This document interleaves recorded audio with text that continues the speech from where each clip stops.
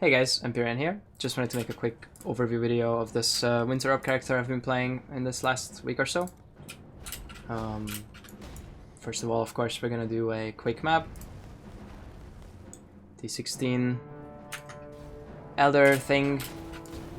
And then I'm gonna go through the gear, tree, Ascendency, stuff, choices that I made. Gameplay is pretty simple, you just press while haste and then you're good to go.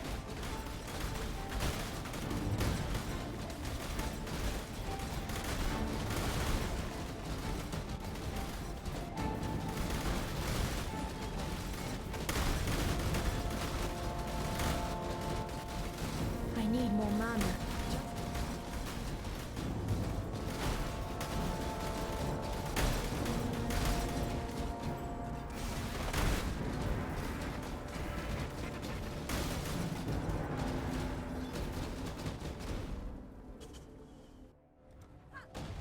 So, what is this character? This is not a league starter. This is not a I have 100C, I want to try Winter Orb. There are guides out there for that. This is the kind of build where I have a Headhunter and another 50 to 100 decks to dish out on a build. I want to try something stupidly fast and fun. So this is an Occultist, Self-Curse, Temp Chains, CI Winter Orb character. Let's take a look at Ascendency first. So we have Malediction, Profane Boom, Wicked Ward, and Vile Bastion. This is for ES, stun immunity. Profane Boom is nice. It doesn't proc, all the time. 25% is pretty good though. Pretty much makes it so that you don't feel like you need to have Impulsa, or you don't really need to have a % explosion mod on a Shape Receptor, but you can, of course. And you have an extra curse and more curse effectiveness. So the reason we pick Occultist is mostly for the curse effectiveness.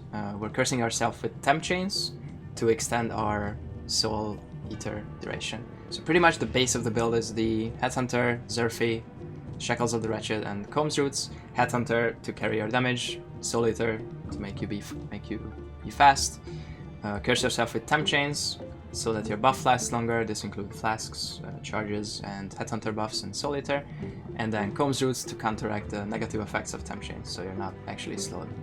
I'm currently using a Bright Beak just to make the early leap slams a bit faster until you get your Ball Haste and Soul Eater started, and then a Doriani for just increased elemental damage, but you can have a proper Shaper stat stake offhand.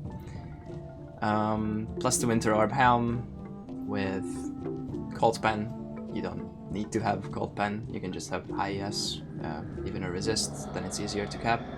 I have a 800 Varagalia with some int, it's not that great, could be some more resist to get better jewels. We have Assassin's Mark ring, we have another ring to cap resists. This Mannix craft is not mandatory, but it makes the late leap slams with 100 plus Soul Eater stacks feel really good. We have the only form of leech we have here is Combs Roots. The only form of Mana Leech, I'm sorry. We do have some more ES Leech from Life Eater node. And we have 3 curses. One is Temp Chains, the other one is Ally Weakness, and the third one is Assassin's Mark. We achieve this by having Whispers of Doom and being an Occultist Ascendency. Malediction. Let's see, the tree is like pretty stretched, and the hardest thing to do in this build is to cap your stats so that you can use your Combs Roots and that you can use your Dex support gems. So to achieve this, we're getting both of these big nodes, and we have a Zerfiz that is corrupted for strength and Dex. You don't need this, but if you don't have this, then you're either gonna have lower support gems, or you're gonna have to drop more damage or ES on the tree to get those stats, or you can get it on rings. I mean, there's a lot of ways to get it. You can also get it on jewels. Bandits, I did Alira for this build to help cap its resists, and I have 2 resist jewels. One of them has 50 total resist, the other one has like 30 something. So we push out to this side for this pen node. We're getting a lot of curse effectiveness nodes down here, up here, and here. No, not here. Up here, Hexmaster. We're also getting a lot of crit nodes and just general, yes, crit stuff. We have Unnatural Instincts for a lot of attack speed here and crit. If you want to get more spell damage and less attack speed, then you obviously path from this side.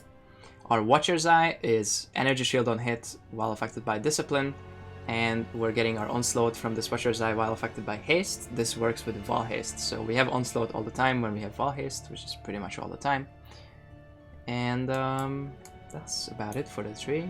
It's just a lot of good nodes, and the reason we're pathing from the right here, you're probably thinking you could save a point here, but we actually need this strength, otherwise we won't have enough for our Combs roots. So the reason we actually need these stats is because of Zerfiz.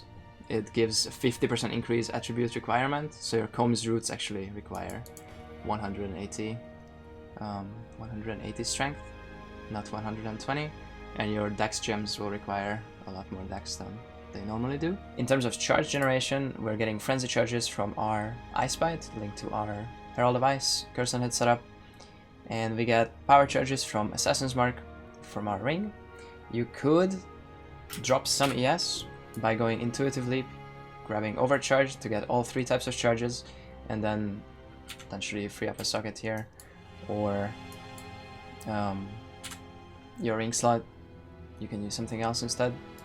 But I went for the ES route. This is not even a 6% energy from within, and I currently lose 700 ES by dropping this and the appropriate 3 nodes.